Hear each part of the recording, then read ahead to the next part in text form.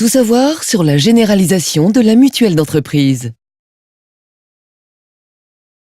En 2013, les partenaires sociaux ont signé un accord national interprofessionnel, ANI, visant notamment à préserver et à développer l'emploi et à réduire sa précarité en accordant de nouveaux droits aux salariés. Cet accord précède la loi sur la sécurisation de l'emploi qui impose désormais à tous les employeurs de proposer à leurs salariés une mutuelle d'entreprise au plus tard le 1er janvier 2016. Toutes les entreprises sont concernées, quelle que soit leur taille, leur statut et leur secteur d'activité.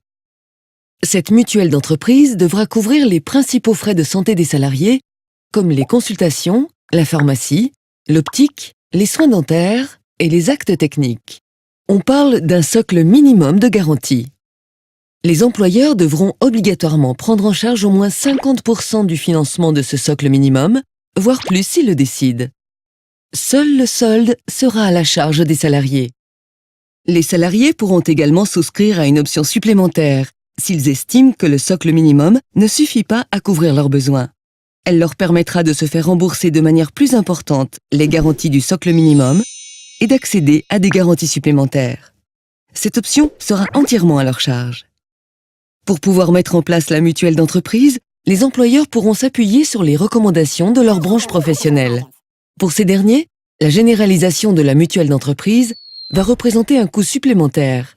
Cependant, ils seront exonérés de certaines charges sociales patronales afin d'alléger le montant à leur charge.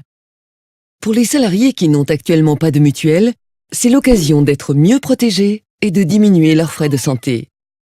Ceux qui ont déjà une mutuelle individuelle et qui souhaiteront adhérer à la mutuelle de leur entreprise feront des économies, car les mutuelles d'entreprise sont moins chères du fait de la participation de l'employeur et de l'effet de groupe.